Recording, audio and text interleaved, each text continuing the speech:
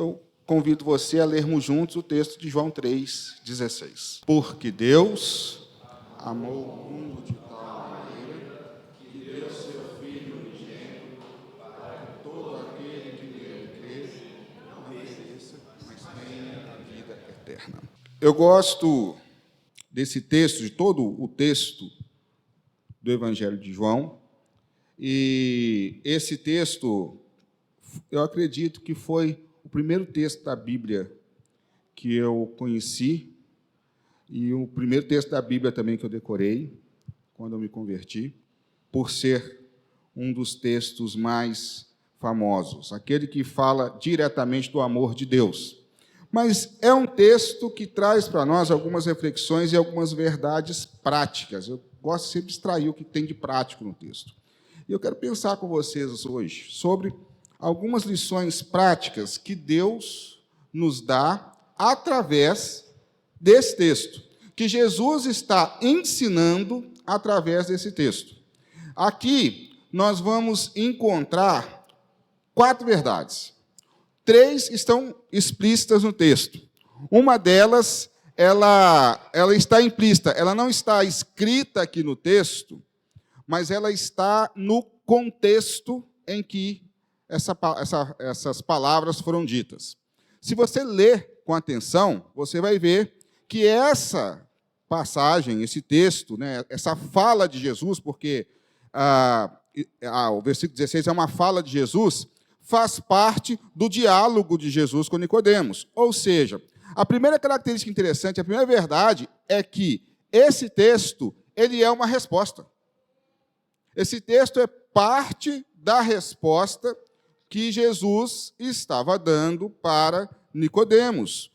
Nicodemos, ele chega para Jesus e falou, né, como que ele poderia alcançar a vida eterna, como que essa transformação poderia acontecer. Jesus começa a respondê-lo, e nessa resposta nasce, então, esse que é um dos textos mais conhecidos da palavra de Deus. Eu acho que é o texto mais usado para evangelização no mundo, que é o texto de João 3,16. Então, a primeira característica desse texto que traz para nós esse texto é uma resposta. E é interessante que a primeira característica aqui, então, é Deus sempre terá uma resposta. Ele sempre vai ter uma resposta para nós. Por que você ora? Por que nós oramos? Nós oramos por alguns motivos. Mas, basicamente, nós oramos porque cremos que tem alguém nos ouvindo, porque se você não crê que Deus está te ouvindo, você não vai orar. Se você não crê, se você não acredita que Deus está te ouvindo e que Deus pode te ouvir e pode influenciar, você não vai orar. Você pode orar uma ou outra vez, mas eu uma vez ouvi um missionário e ele havia pregado para uma pessoa, ele estava na África, e ele então estava pregando para um homem, e o homem perguntou para ele assim, como que eu sei que Deus existe? Como é que eu posso ter prova de que tudo que você está falando comigo é verdade? E aí ele disse assim, ore, Deus nos dá a liberdade de falar com Ele. E aquele homem falou assim, mas não vai adiantar, porque como que eu vou orar para alguém, como que eu vou conversar com alguém que eu não acho, que eu não acredito que exista? E ele disse mais uma vez, ore, fale com Ele, e Ele vai te responder. E a história que ele conta é que aquele homem orou, e naquele mesmo momento, através do Espírito Santo, Deus falou ao coração daquele homem. Deus trouxe as respostas para ele. Então, você ora porque você acredita que Deus existe. E nós oramos, não só porque acreditamos, mas porque cremos que Deus vai nos responder. Ele vai nos dar uma resposta. Então, a primeira verdade desse texto, que deve estar nas nossas vidas, é que Deus sempre traz e terá uma resposta para as nossas indagações, para as nossas dúvidas, para os nossos momentos de tristeza, para os momentos de alegria, para os momentos de incerteza, para aquele momento que você não sabe o que tem que fazer, porque às vezes a gente não sabe o que tem que fazer. Eu ouvi um pastor, certa vez, falando algo interessante. Ele fala assim, quando eu chego aqui no púlpito, e eu venho, eu ensino para vocês, e eu falo todas essas coisas, a impressão que vocês têm é que eu sou o homem mais seguro da face da terra. Mas não, durante a semana eu oro muito, porque muitas vezes eu não sei o que eu tenho que fazer em determinadas situações. E eu preciso da orientação de Deus. Então, a primeira verdade desse texto para nós é: Deus sempre tem uma resposta. Assim como Jesus estava respondendo aqui a Nicodemo, ele sempre tem uma resposta para as nossas indagações. Pode não ser a resposta que você gostaria de receber. Entenda isso.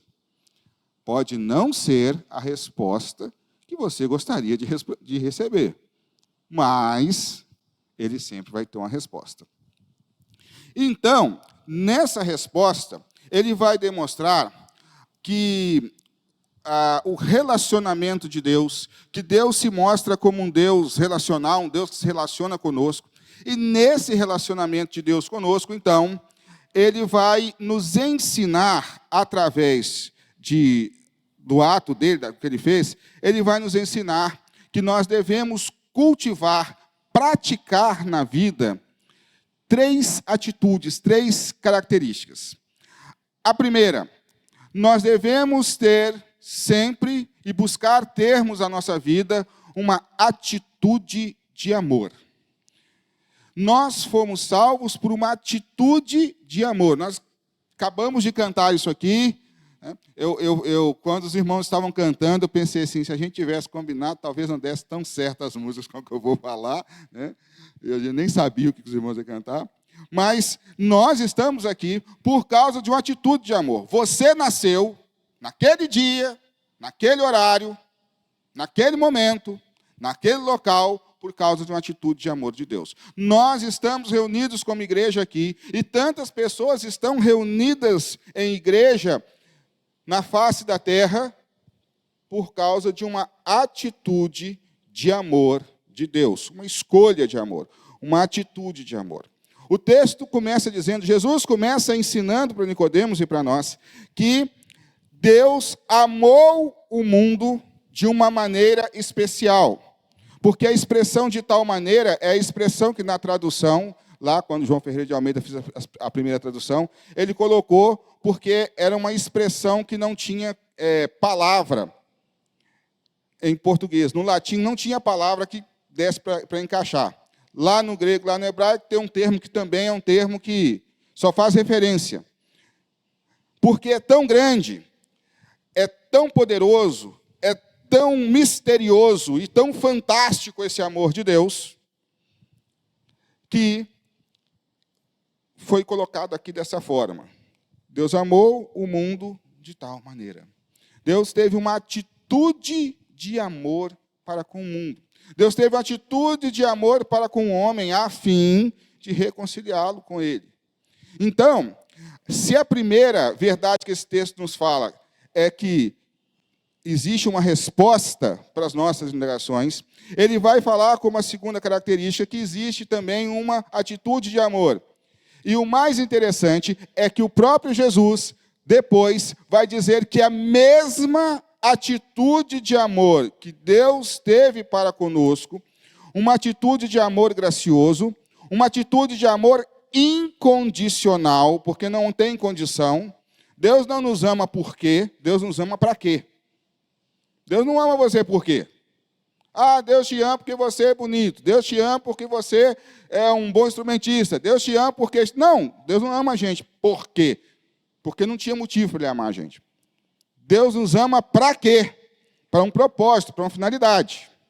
E ele vai dizer que nós também precisamos exercitar, praticar esse amor. Por isso que é uma característica que tem a ver e que vai nos ensinar, porque esse texto, eu gosto de dizer que esse texto é um texto profundamente didático. Ele serve para nos ensinar. Assim como Deus nos amou, e Deus nos amou incondicionalmente, e Deus nos amou apesar das situações, apesar do pecado, apesar de nós mesmos.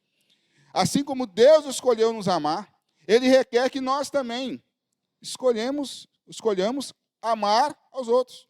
Então, Jesus vai ensinar o quê? Jesus vai ensinar uma grande verdade, e nessa grande verdade tem um princípio. Eu gosto de dizer sempre que, todas as vezes que você lê a Bíblia, que você vê alguma coisa que Jesus está ensinando, Jesus vai ensinar uma grande verdade, e dentro dessa grande verdade, ele vai trazer um grande princípio. E uma grande verdade que Jesus nos ensina, ele fala assim: amar a Deus sobre todas as coisas, e quem mais? É o próximo. E aí ele vai falar, então, uma grande verdade. Vocês precisam aprender, a partir do amor de Deus por vocês, vocês precisam aprender a se relacionar com Deus. E relacionar-se com Deus tem que ser uma relação de amor. Então, vocês têm que amá-lo. E uma das formas de vocês amarem, quando vocês amarem a Deus, vocês precisam amar ao próximo. É uma das formas de vocês demonstrarem o amor de vocês por Deus, amando o próximo. Mas há um princípio nisso aí. Amar a Deus e amar ao próximo é a missão. Mas existe um princípio. O princípio é amar a si mesmo. E o princípio é, se você não se ama, você é incapaz de amar qualquer pessoa ou qualquer coisa. E esse é um fato. Alguém que não se ama, alguém que não consegue entender o amor de Deus por ele, alguém que não gosta de si mesmo, alguém que está em conflito consigo mesmo, é incapaz de amar uma pessoa de fora. É incapaz de demonstrar amor pelo outro. É incapaz de demonstrar amor até por Deus. Então, o princípio é, ame-se. E assim, ame a Deus e ame ao próximo. É como se Jesus estivesse dizendo dessa forma. Então, aqui, ele vai falar que essa atitude de amor de Deus é uma atitude que deve ser revelada, deve ser feita e deve ser realizada também por nós. Nós precisamos pegar o exemplo do amor de Deus e precisamos praticar esse amor nas nossas vidas. É fácil? Não, não é. Porque o mesmo Jesus fala que além de amar o próximo, além de amar a Deus e além de amar a nós mesmos, nós ainda precisamos amar um outro grupo de pessoas. Nós precisamos amar os nossos inimigos. Eu sou mineiro, lá em Minas a gente fala assim, aí que a porca torce o rabo. É difícil algumas pessoas se amar algumas pessoas. Muito difícil. Eu comecei a fazer um curso, e nesse curso, uma das matérias lá tem uma apostila, né, que fala sobre como conviver com pessoas conflituosas. E Deus, então, ele vem de uma forma muito prática nos ensinar, Jesus vem de uma forma muito prática nos ensinar que é uma questão de escolha. Deus escolheu nos amar, e nós precisamos também escolher amar. Só que quando Deus escolheu nos amar, nós estávamos em conflito com Ele por causa do pecado. E é isso que Ele está falando com Nicodemos. Deus não escolheu nos amar porque estava tudo bem. Ele escolheu nos amar porque era necessário. Então, nós precisamos aprender a amar também os nossos inimigos. Nós precisamos aprender a ter atitudes de amor. Irmãos, nós vivemos tempos muito difíceis, em que, quando Jesus disse que nos últimos tempos o amor se esfriaria de quase todo, hoje eu comecei a entender isso, hoje eu olho isso de outras formas. Porque as pessoas, elas têm vivido com o conflito, com a guerra nos seus corações. Porque nós vivemos tempos, momentos, situações em que o nosso coração, às vezes, está conflituoso, está em guerra, com um monte de coisas, até conosco mesmo. E, às vezes, a gente vem para a igreja com esse coração cheio de guerra, cheio de mágoa, cheio de ressentimento, cheio de raiva, que, às vezes, nem tem a ver com o ambiente que a gente está. E nós temos, assim, dificuldade de perceber o amor de Deus, o amor das pessoas por nós, e de amar o outro. E não é só a situação de igreja, é uma situação que a gente vive todos os dias. Nós vivemos hoje uma série de informações que nos levam e falam, bateu, levou, chumbo trocado não dói. Se pisar no seu calo, além de falar ai, você fala algumas outras coisas. Outro dia eu vi recentemente um amigo meu falou assim, rapaz, a gente estava comentando sobre esse texto, ele é pastor também, e ele falou assim, rapaz, sabe qual é o melhor lugar do Brasil, pelo menos, para você exercitar amor ao próximo? Eu falei, onde? Ele falou, no trânsito. Ali é o lugar. A hora que o camarada te dá aquela fechada, que ele passa na poça d'água e joga água no teu carro que está do lado, sendo que poderia passar mais devagarzinho. Ali é a hora de exercitar o amor. Ali é a hora de você virar e falar assim, ô Jesus, assim como tu me amas. Sabe por quê, queridos? Porque nós vivemos tempos de guerra nos nossos corações, de conflitos. Conflitos pessoais, conflitos existenciais, conflitos espirituais, conflitos emocionais, conflitos de relacionamento. E é tanto conflitos de trabalho, conflitos de horário, e são tantos os conflitos que nós vamos perdendo a capacidade de amar. De amar a nós, porque a gente começa a ver, nós começamos a não conseguir lidar com os nossos defeitos.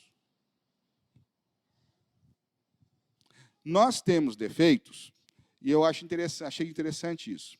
Deus nos deixou ter defeitos para que nós entendamos que não somos perfeitos, mas que nele seremos aperfeiçoados. Por isso que você tem defeito. Então, não desespera por causa dos seus defeitos. Você tem. Busque se aperfeiçoar no amor de Deus. Porque o amor de Deus é um amor sacrificial, o amor de Deus é incondicional, mas o amor de Deus também é um amor que transforma. E Jesus aqui está falando de uma atitude de amor que transformou e transforma inteiramente uma vida. Então, se você precisa encontrar respostas, você já sabe para quem buscar, em quem buscar. Mas tem atitudes de amor também. Aprenda com Deus. Deus não nos amou simplesmente para a gente saber quem nos amou, quem nos ama, e nós fomos salvos por isso. Não. Ele nos amou e nos ama para que nós possamos também, como Ele, termos atitudes de amor. Atitudes de amor sacrificial, ou seja, amar quem não merece. Amar quem merece é fácil. É fácil você amar um filho, uma esposa, um esposo, um pai, uma mãe, muito fácil.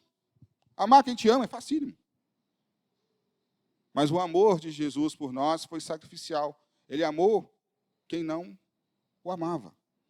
Uma das maiores expressões, frases de amor de Jesus, do amor de Deus por nós, manifestas em Jesus, é quando Jesus está sendo pregado na cruz. Eu acho aquele texto, eu sempre fiquei sou muito abalado para aquele texto. Estava comentando esse dia na congregação, né? Os camaradas ajoelham no peito dele, tá? Porque era a forma de fazer. O camarada vai, ajoelha no peito, aí um outro ajoelha num braço, e o camarada põe um joelho no outro braço, eles esticam o braço, aí eles amarram e forçam as mãos, e eles começam a bater os cravos. Aquelas estacas de ferro mais ou menos desse tamanho. Pá! E eles estão fazendo isso nas mãos que os criaram. Nas mãos que fizeram o mundo. Nas mãos que moldaram Adão do barro da terra. Essas eram as mãos que eles estavam espetando. E naquele momento, o que Jesus fez? Alguém uma vez disse assim, Jesus poderia ter dado um sopro, uma piscada, uma olhadela para cima. Os anjos deviam estar lá em cima, doidos para descer e tirar ele dali. Mas Jesus, naquele momento, ele continua agindo com amor. E o que ele diz? Pai, perdoa-lhes, porque eles não sabem o que fazem. E você sabe o que Jesus está dizendo? Pai, perdoa-lhes, porque eles estão fazendo isso achando que estão me punindo. Mas, na verdade, eles estão cumprindo o que nós determinamos por amor. Então, não os deixe, não olhe como pecado, porque eles estão aqui fazendo aquilo que nós determinamos que deveria ser feito. Atitude de amor.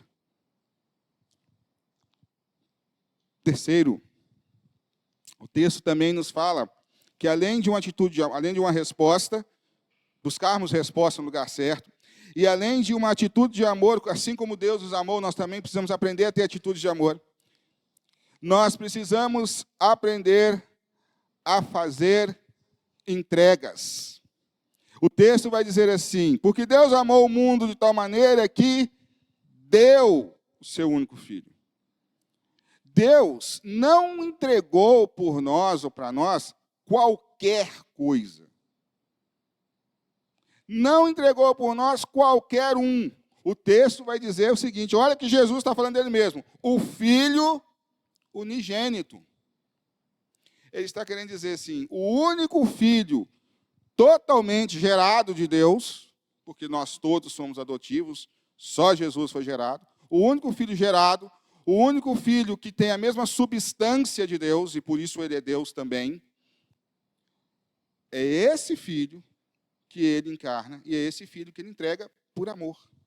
Ou seja, a atitude de amor de Deus gerou uma atitude de entrega do melhor. Deus pegou e entregou o melhor. Tem uma música, e eu vejo hoje muitas pessoas falando isso, tanto a música quanto quem fala, né, quem canta, eu não vejo problema em cantar, mas a gente precisa entender o que está sendo cantado ali. Está se referindo a um texto de Joel, um texto do profeta Joel, capítulo 3, quando Joel fala assim, ele está falando ali uma série de coisas que Deus iria fazer, ia mandar a chuva serôdia, a chuva temporã, e queria vir sobre a terra e regar, e aí ele faz a seguinte expressão, o melhor de Deus está por vir. E eu vejo hoje, com alegria, muita gente cantando, o melhor de Deus está por vir. Joia, só que o melhor de Deus para nós já veio. Porque o melhor de Deus que estava por vir, que Joel está falando lá, é de Jesus. Jesus é o melhor de Deus que estava por vir. Hoje, nós podemos cantar essa música, mas com outra ideia. O melhor de Deus que veio e foi embora, ele está por vir, porque ele diz que vai voltar. Ok. Não espere que Deus mande alguma coisa superior, tremenda, grande, porque ele já mandou. Ele já enviou Jesus. E aqui, queridos, ele vai nos ensinar que se nós temos que entregar alguma coisa para servi-lo, se nós temos que entregar alguma coisa para impactar, se nós temos que entregar alguma coisa para mudar a vida de alguém, nós precisamos entregar aquilo que nós temos de melhor. E fique tranquilo, isso aqui não é pregação de prosperidade. Ninguém vai precisar trazer chave de carro aqui na frente. É porque a gente precisa dar o melhor. Então, quando você for fazer por alguém, e que você for fazer para Deus, faça o melhor. Não importa se o seu melhor é pequeno ou é grande. Minha esposa vai lembrar, a Nilma está ali, minha esposa vai lembrar que a mulher do joelho roxo, a Sinhá, eu já falei dela aqui, eu acho que já falei daqui uma outra vez, quando eu fui pastor em Almenara, tinha uma senhora que morava do lado da igreja, pequenininha assim, branquinha, e a casa dela era um piso grosso, e ela todo dia acordava em torno aí umas 4 horas da manhã, ajoelhava e ficava orando. Aí ela orava pela família, orava pelos filhos, orava pelo pastor, orava pela igreja.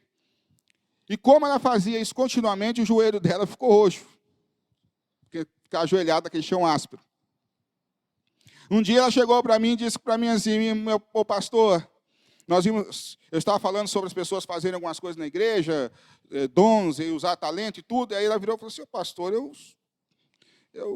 desculpa, mas eu não estudei, eu sou uma pessoa simples e eu não sei fazer nada. A única coisa que eu sei fazer é orar. É levantar às 4 horas da manhã e orar, oro pelo Senhor, pela família do Senhor, pela igreja. Eu sei orar. Eu virei para ela e falei assim, você está proibida de fazer qualquer outra coisa. Brinquei com ela. Só está proibida de fazer outra coisa na igreja. Ela só tem que continuar fazendo o que você está fazendo. Porque o período que eu fiquei lá, ela tinha 3 filhos, se eu não me engano. Depois a Nilma me corrige se foi 3. Ela tinha 3 filhos que não estavam na igreja. E no período que eu fiquei lá, eu vi os 3 filhos e a família deles inteirinha servindo o Senhor. A família inteira converteu. E muitas das bênçãos que nós tínhamos na igreja era fruto da oração dessa mulher. Uma pessoa que achou que não sabia fazer nada. Sabe por quê? Porque ela estava dando o melhor. E Jesus vai ensinar isso na configuração daquela viúva. A mulher chega lá e coloca o pouquinho que ela tinha. E Jesus falou assim, ó, ela foi lá e deu o melhor. Ela deu tudo que ela tinha. Tudo melhor.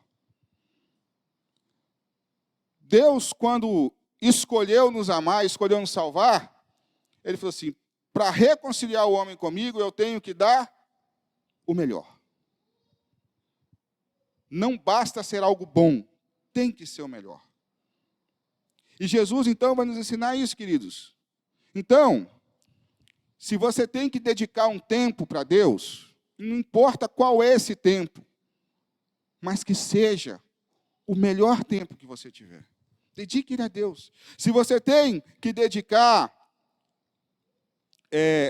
algo material para Deus, você quer dedicar algo material, não importa o tamanho, a dimensão disso. Mas faça isso como sendo o melhor.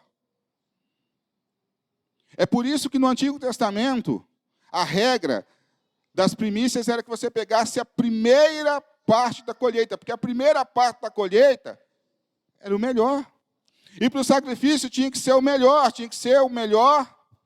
bezerro, tinha que ser o melhor boi, tinha que ser o melhor para poder apresentar. Porque Deus sempre vai nos ensinando o seguinte, algumas pessoas falam, não, porque para Deus tem que ser o melhor. Sim, para Deus tem que ser o melhor, mas não é simplesmente porque Ele quer o melhor, porque Ele está nos ensinando o seguinte, quando você tiver que fazer algo, faça o melhor, faça o seu melhor.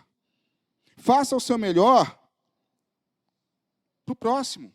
Faça o seu melhor para a sua família. Faça o seu melhor para a sua família.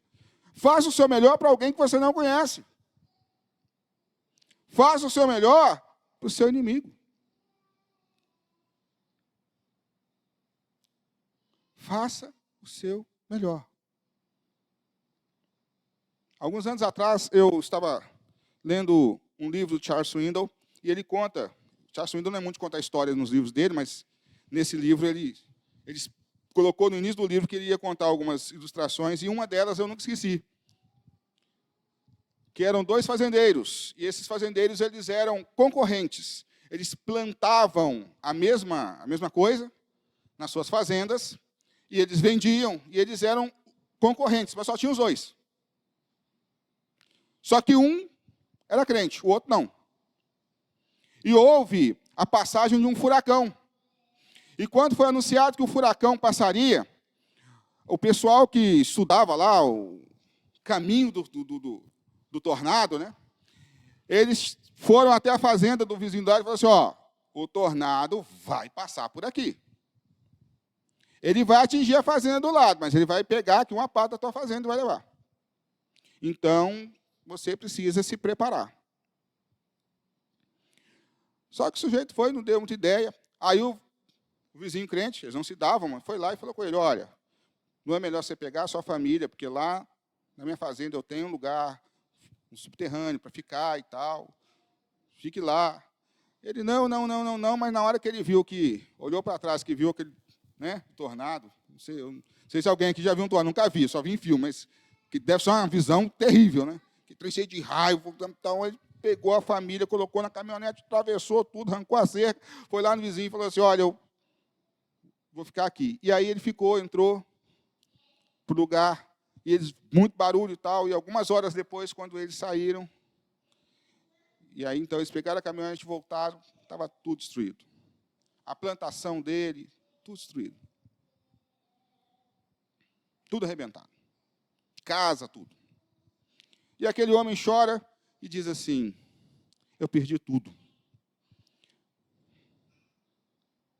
E ele vira para o vizinho dele, fala com o vizinho dele, agradece e fala, olha, fique feliz, porque você não tem mais um concorrente. Porque a fazenda do outro camarada não foi atingida pelo tornado.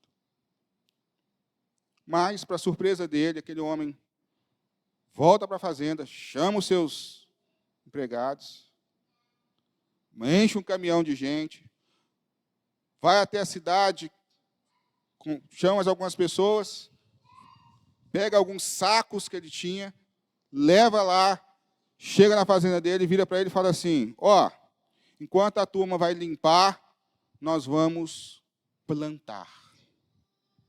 Eu peguei as melhores sementes que eu tinha e nós vamos replantar aqui o que você perdeu. Você vai começar de novo, nós vamos replantar. Como não vai passar o tornado tão cedo, daqui um tempo, está tudo verde. E aquele homem ficou sem entender e falou assim: mas você vai replantar? Como assim? Ele falou assim: porque o meu Deus me ensina o seguinte, que eu devo fazer pelo outro aquilo que eu gostaria que fizessem por mim. Eu tenho que fazer o melhor. E ele foi lá e replantou uma parte daquilo que o homem tinha perdido, e depois o Swindoll diz que a vida caminhou, os dois ficaram bem, e algumas coisas mudaram. Às vezes, queridos, nós precisamos ter uma atitude de amor como Deus, e precisamos fazer uma entregar o melhor tempo, o melhor do nosso tempo, o melhor da nossa saúde, o melhor que nós temos da nossa família, porque Deus, na hora que olhou para nós, e Deus, quando decidiu nos amar, Ele entregou o melhor. E Ele requer de nós também entregarmos o melhor. E a grande pergunta que fica é: por que Deus tem as respostas e deu respostas? Jesus deu algumas respostas. Por que Deus manifestou esse amor grandioso por nós? E por que Ele deu o melhor? Simples. E aí fecha. O que a gente tem que aprender aqui é porque Deus tinha um propósito. E a Bíblia vai nos ensinar que nós precisamos ter uma vida com propósito. Mas é só uma paráfrase que eu estou fazendo lá do livro, tá? Não estou mencionando o livro com essa coisa dele. Nós precisamos ter propósitos na vida. Para que você está aqui? Existe uma questão filosófica antiga que permeia a humanidade, né? De onde vim? Por que eu estou aqui? O que eu estou fazendo aqui? Para que eu estou aqui? Qual é a minha missão? Só que é interessante que quem conhece Bíblia, e o crente deve conhecer Bíblia lá em 1 Pedro 2,9, responde isso. Vós sois nação santa, raça eleita, povo de propriedade exclusiva de Deus, a fim de proclamardes as virtudes daquele que vos tirou das trevas para a sua maravilhosa luz. Crente com problema existencial de por que eu estou aqui, por que eu existo? É porque não leu esse texto. Porque isso já responde. Nós estamos aqui com um propósito, e o nosso propósito é agradar e servir ao nosso Deus. Então, Deus, Ele tinha um propósito. E Ele vai falar, porque Deus amou o mundo de tal maneira que fez a entrega do melhor que Ele tinha, seu Filho unigênito, para que todo aquele que nele crê não pereça, mas tenha a vida eterna. O propósito de Deus era nos reconciliar com Ele. Mas Ele nos ensina que nós precisamos ter propósito nas nossas vidas. Então, nós não vamos amar e aprender com o amor de Deus à toa. Nós não vamos entregar aquilo de melhor que temos à toa. Não, nós temos um propósito. Há um motivo, uma finalidade para isso. E a grande pergunta é: qual é o teu propósito?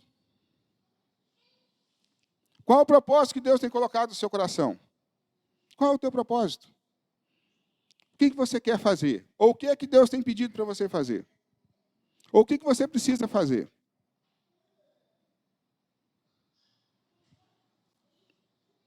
Eu ouvi um missionário na Índia, ele entrou em um daqueles trens da Índia e ele disse, na sua palestra, ele disse que o trem na Índia é interessante porque o trem tem uma quantidade de gente dentro e tem quase o dobro de gente que vai fora do trem, pendurado em cima.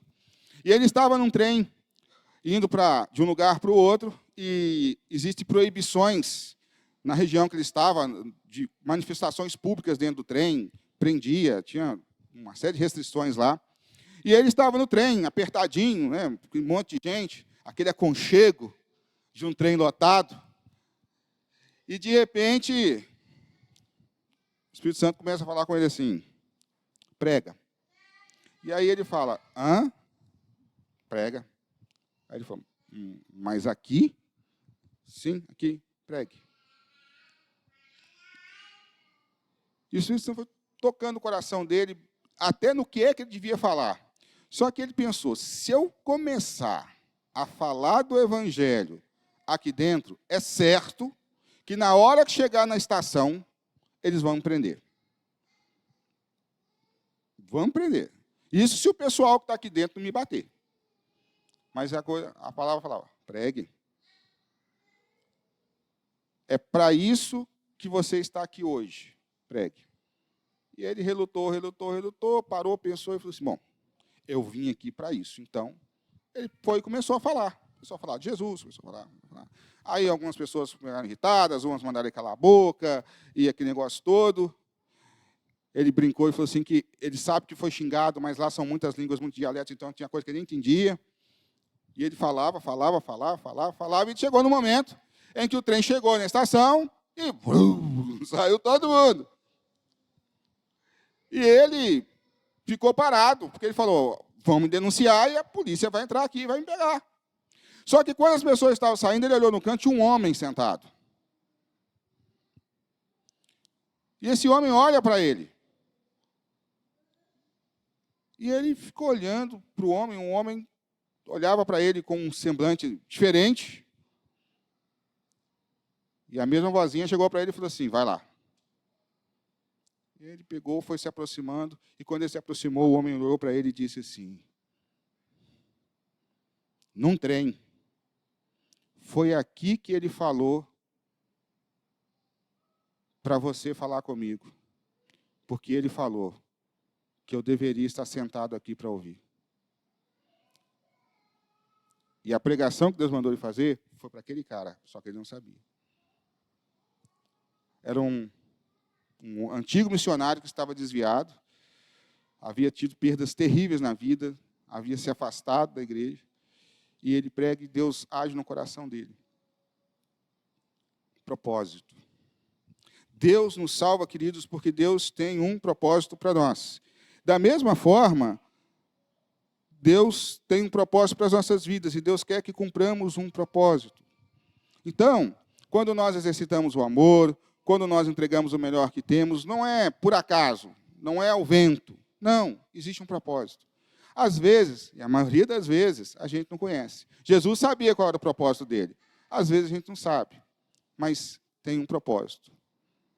Mas também, algumas vezes, queridos, existem alguns propósitos que nós sabemos.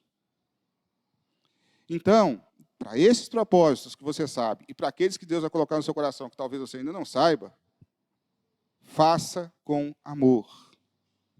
Entregue-se, dê o seu melhor. Se houve dúvidas, busque em Deus as respostas. Porque os propósitos de Deus para nós, não frustram. Os nossos pessoais, às vezes, podem frustrar. Mas os de Deus para nós, não. Os de Deus para nós não frustram. A receita para o bolo dar certo está aqui. Ame como Deus nos amou. Esteja disposto a entregar o melhor como Deus nos entregou. Busque as respostas naquele que tem as respostas. E exerça o propósito de Deus para a sua vida. Aquilo que Deus quer que você faça. Amém?